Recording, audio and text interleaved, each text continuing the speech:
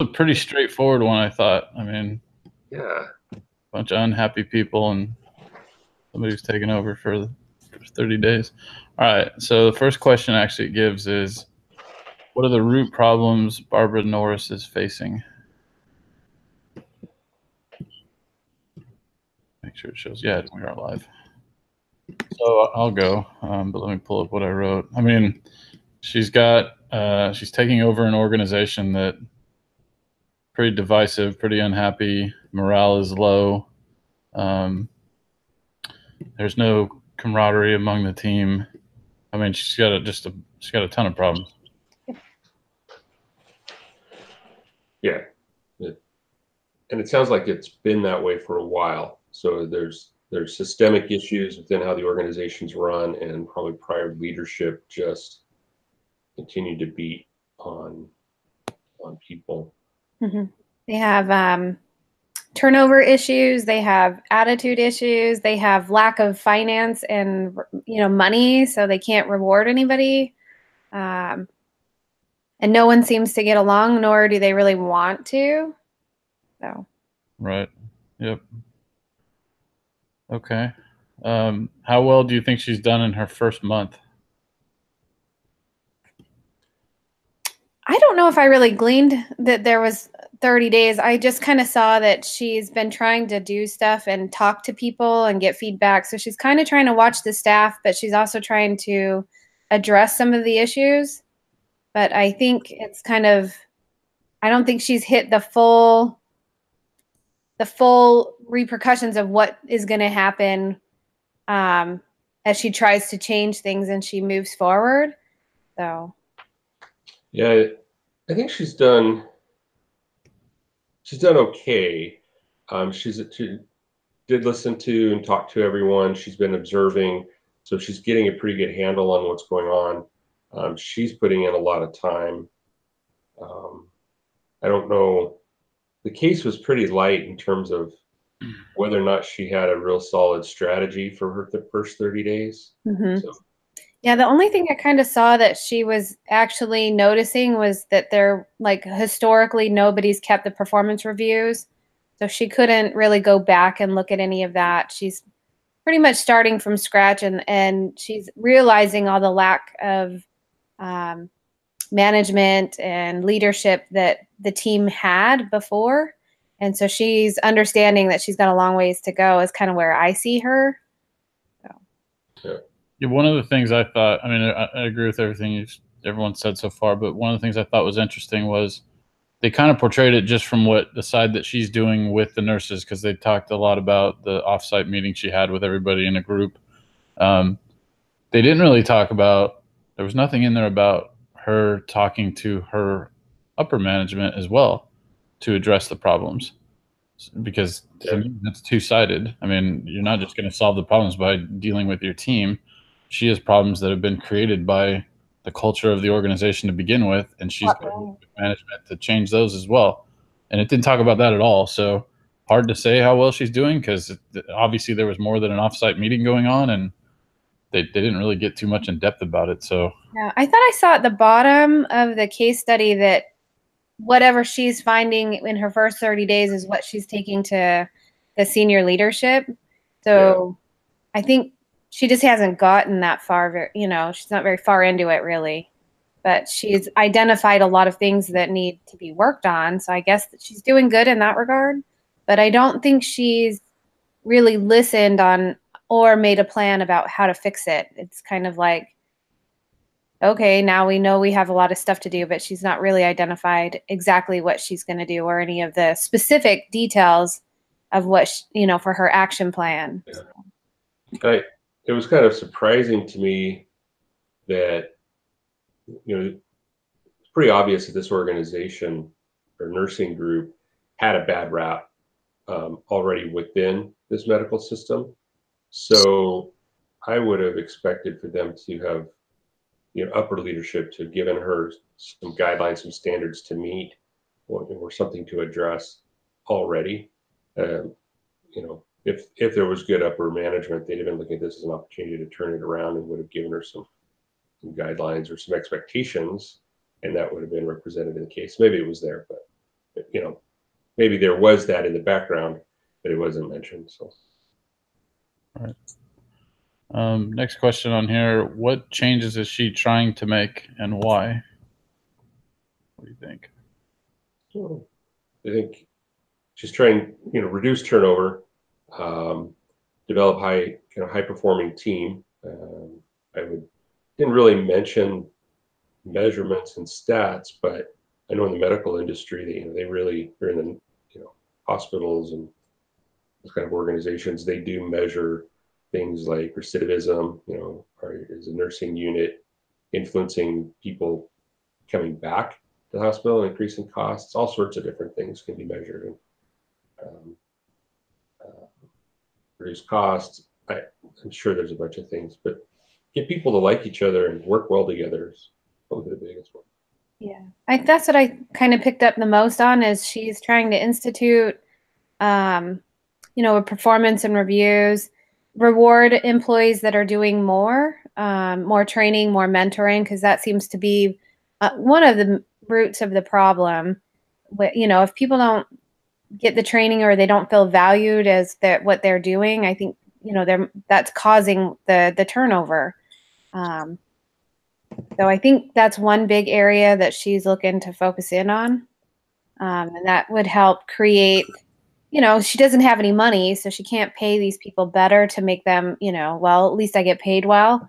So she's really trying to work on the environment that they work in and trying to identify a reward system or something that may not include money, but just a recognition for people that do take the time to train others instead of griping about that they're untrained coming from the school. So I think they have a big training and opportunity problem. Yeah. You just touched on something that I thought was odd, which was it talked about the more experienced nurses didn't like having to help the newer ones. And I thought it was weird that you have one leader at the top and then this flat organization of 20 some odd nurses below them. And you would think they would set a structure that says the more experienced ones are like leads or something. And, it's their job to ensure that they've got a team, whether that's 4 or 5, that are all performing to a certain level. So that's a good point. Mm-hmm. Well, I think we've got time to talk about how we'd address the problems, right? Right. The only other answer to that I put on there was that she was trying to promote a culture of transparency and better lines of communication, and but I'll keep moving here to find my question list.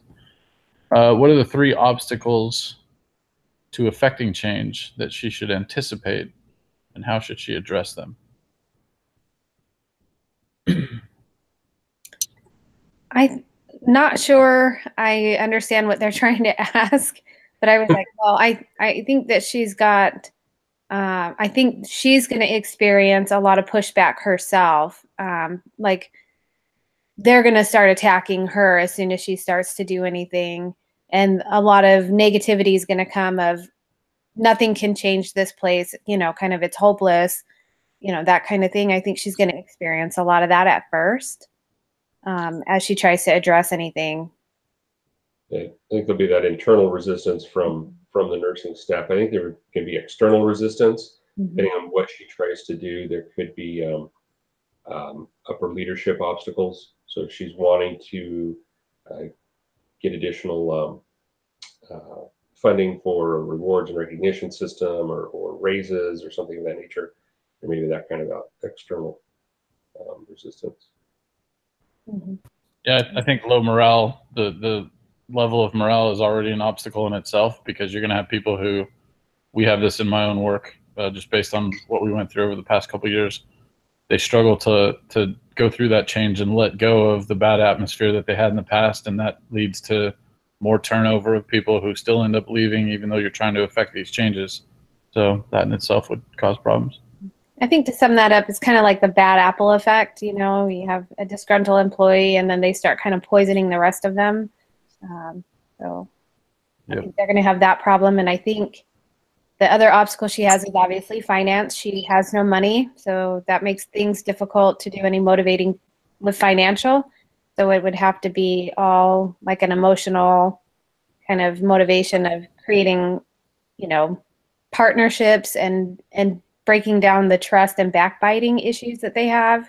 And I don't know, that's hard to break. So. Right. Yep. All right. So here's what you were talking about earlier where I jumped the gun. Advise an action plan for Norris. Oh, yes. So, I mean, I like my idea of removing that flatness of the organization and creating teams that have leadership within those teams themselves. I also think she needs to create like clear goals. Everyone's needs to, even as an overall organization, they need to have like a sort of guiding principles that they work to, and then everyone's got to have clear goals that are set that they're trying to achieve throughout the year. What do you think? Mm-hmm. Yeah, I put in there teamwork was one, and she could institute small rewards or recognitions for those who team up and collaborate to solve issues and manage shortfalls. She can set a high expectation for managers and team leads and set that positional requirement on them so that they have a reason to want to have to step up and take charge. Like in our work, sometimes like if there's no money involved, there's a lot of people that don't want to mentor other people because it causes more work for them. And they're like, why would I do that? What's my reward? You know, like I could care less. And we get that a lot where I work. Because people just want to come to work and work. They don't want to help anybody. They don't want to do anything. They just want to do their thing and go home. So we have that kind of issue of lack of incentive to teamwork and to collaborate. And I think that starts at our management, obviously, but it's a personal thing. And if they don't want to do it, then they shouldn't be in that position to take on those things. So I think having that clear, defined position would be good. I think also the lack of formal feedback on items where things can be improved, kind of that historical performance reviews. I think she needs that because I think that will help her identify employees that maybe aren't performing or so I feel like she needs to develop that as well. And so to kind of send the message of like, get on board or keep on going because we don't have time for people that don't want to be here. I think their training, they need to implement a structured training program to identify all those shortfalls so that it takes it off of the staff and tries to push it into like more of a structured training program that's a little bit easier to manage than just somebody, you know, one person mentoring one person the entire day when they've got a lot of things to do. I think that's causing a lot of stress on the staff. So. I broke out my based on those that flow chart theory learning. But I listed one of the first things we need to do. There's some really bad feedback. Are you guys hearing that? Yeah. No. Yeah. Just getting really bad feedback on my part. Mute for a second. Yeah, but I think it's you. That sounds, yeah. Okay. Yeah, that sounds better. It's just anyway, let's jump in. There isn't a clear criteria for their job. So they need to document clear expectations. And that needs to be tied to the reward system. And the reward system is a combination of formal and informal recognition. But it really seems to me like the jobs are very opaque. Nobody knows what the real job is. Kind of an assumed. So that's a big one. Set the standards for that needs to be built into the recognition program so that people are recognized like that. And make sure everything is transparent, fair, and equitable. So just everyone still because maybe everyone can work when they're not talking. That helps because it's pretty bad on my end.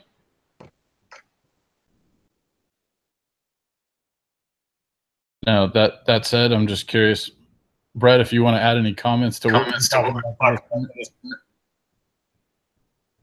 I think we kind of all got the same ideas out of that study. One thing that I really thought was lacking was the reviews, the performance reviews for the employees. And the fact that they didn't understand what their real role was and how they could teamwork together. And I think the performance reviews give them an idea to meet one-on-one with the manager and go over those things. And those were lacking, and I think really missed that. And in those in those performance reviews, you can point out things that they're doing well, things that they can work on, and help other thing that was lacking.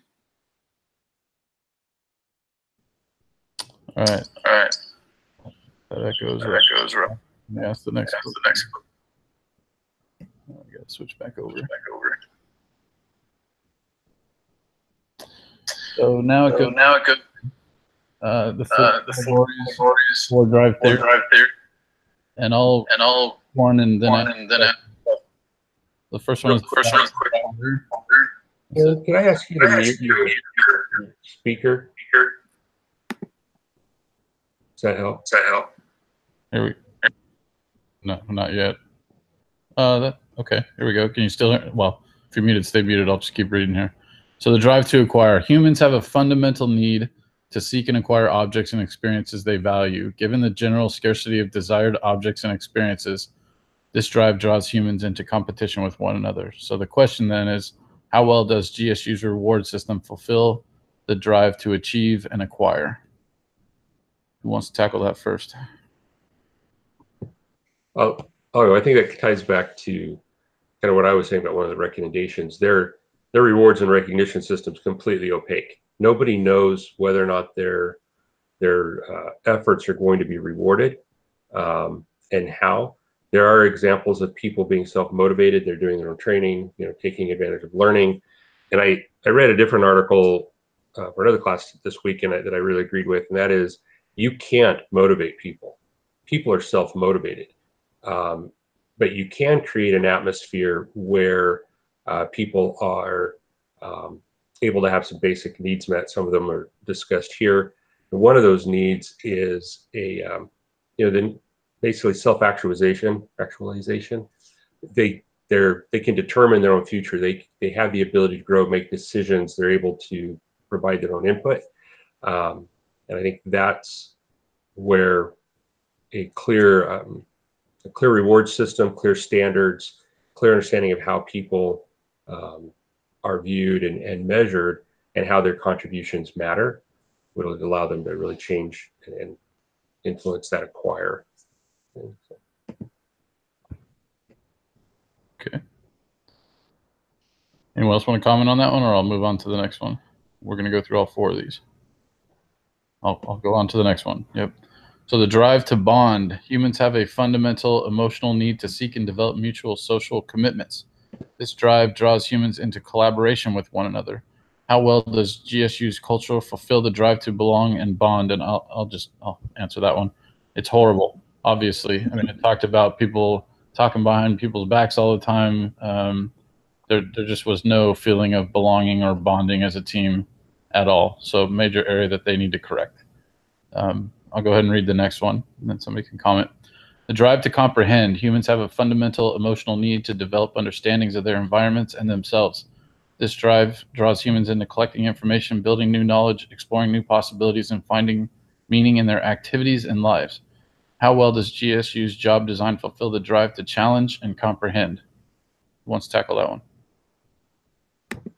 I can take that one. I think Shane and kind of said it best with that flat organization. They just don't even have, any structure to their organization or to their job or work roles. So they are really having a hard time, and they're really struggling with that. And I think the employees are getting frustrated because of that lack of design. So.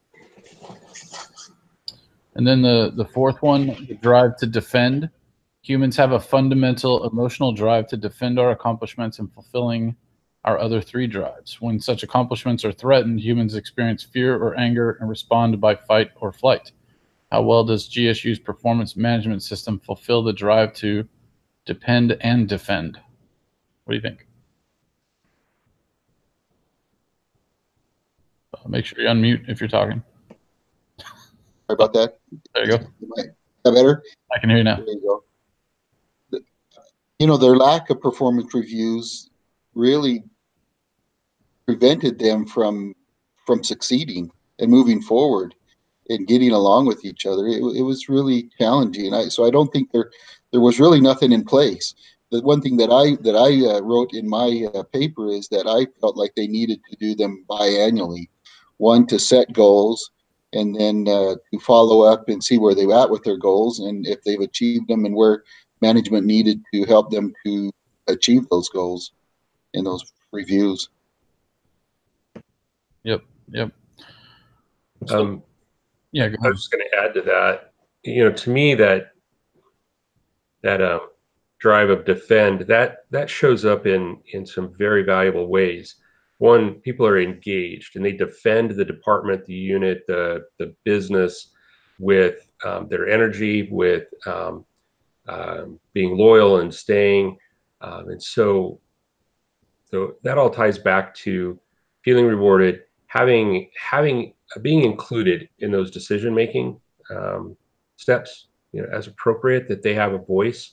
I think we, I don't remember if it was in this class or not, somewhere I read recently, and I really agree with, people don't have to agree with the decision to support it. They just have to feel like their opinion was heard and considered, and then they can be mature enough to say, you know what, great, I appreciate that, and then they can move on and support it. So when decisions are made without any standard or ability to understand why things are happening that way, it drives morale down, and people don't defend. They leave. They badmouth.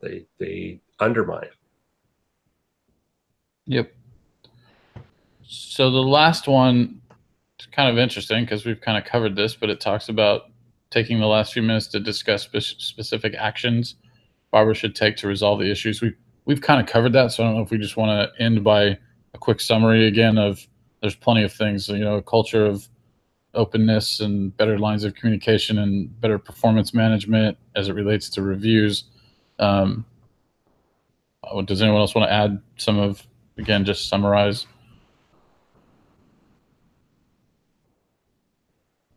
No? Okay. I don't have anything to add. Yeah, I mean, we've covered this one. This one was about as straightforward a one. The issues were obvious. Some of the solutions, I think, were pretty easy to see. So that's everything on the question list. So we're 30 minutes in. I think that's pretty good. Does anyone have any last things they want to add, or we'll wrap it up and I'll stop recording? All right. Thanks, everybody, for being flexible for the Saturday meeting. I appreciate it. Yeah, thank you. Appreciate that. Yep, thank you. Enjoy your Saturday.